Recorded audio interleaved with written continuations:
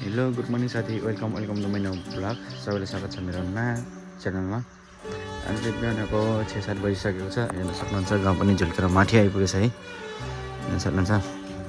अहिले चाहिँ म घरमा एक्लै छु, किनभने घरको मान्छेहरू पुरै उता पारी खेतमा गइसक्यो मसुरी खन्नको लागि।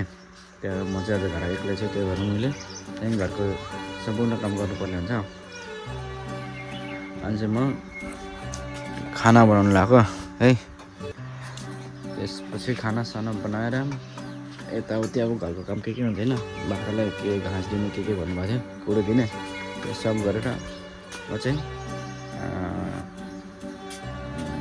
अब फेरि पहिले जानुपर्ने हुन्छ खेतमा है त। अब हेर्दै बस्नु होला ब्लग आजसम्म हेर्न सक्नुहुन्छ। मैले चाहिँ खानासाना पुरै बनाइसकेँ। हेर्न सक्नुहुन्छ यो एउटा छ भात, एउटा दाल र सब्जी छ। अब म चाहिँ जानुपर्ने हुन्छ खेतमा। घरको काम चाहिँ भए अब जानुपर्ने हुन्छ खेतमा है त। खेत पनि धेरै टाढा होइन हाम्रो, देख्न सक्नुहुन्छ। म चाहिँ त्यहाँ एक गोपी छ नि, अहिले देख्नु भएको नि, त्यो यही जाने हो।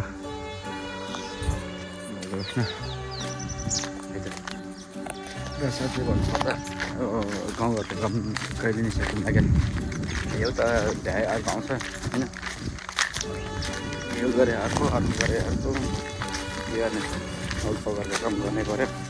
यहाँ चाहिँ खास मम्मीले भन्नुभएको थियो केराउ सिराउ काट्ने, सुकेका केराउहरू काट्ने। यो सब चाहिँ अब सुकेर यसको यो दाना हुन्छ नि सबै झरिसकेको छ अरे कि, त्यही भएर यसको बोट काट्ने अनि घर कहाँ हुन्छ यतै काटेर उता राख्नु होला, त्यही हो, त्यहाँ राख्नु होला सायद। बोटसोट काटेर हामी चाहिँ सकेसम्म अब केराउ काटेर अब कति काट्न सकिन्छ त्यति काटेर जम्मा गर्नुपर्ने हुन्छ। त्यति साथी हेर्न सक्नुहुन्छ। मैले चाहिँ केरा सेरा काटेँ होइन, त्यति धेरै थिएन, यतिको थियो, त्यहाँदेखि यतिसम्म यही क्या। एउटा चाहिँ म यहीँ सुकाउन छोडिदिन्छु।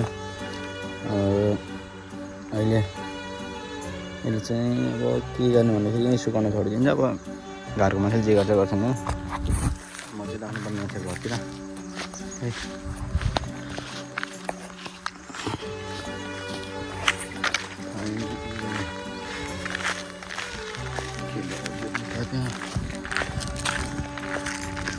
हाम्रो घर देख्न सक्नुहुन्छ है।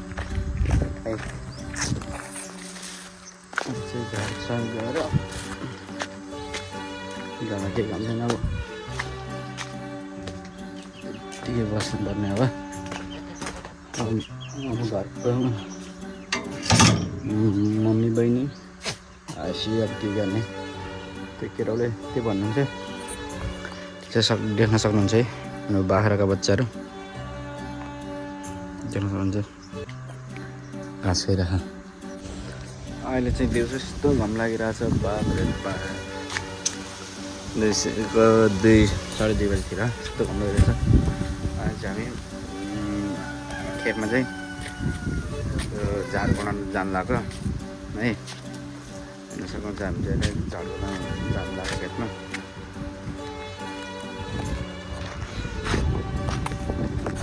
फाइनली म चाहिँ खेतमा आइपुगेँ।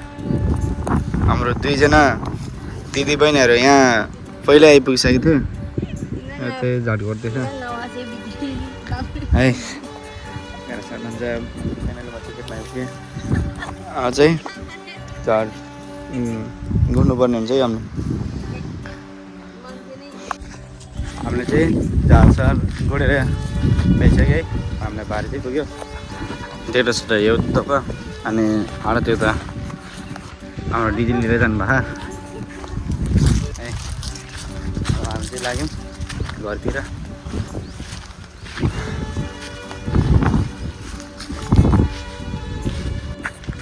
आजलाई चाहिँ यति नै। आज हामी घाँस सास भइसकेपछि घरमा नि आइपुग्यौँ। यो घर चाहिँ यति नै भेटौँला हामी नेक्स्ट भ्लगमा है त।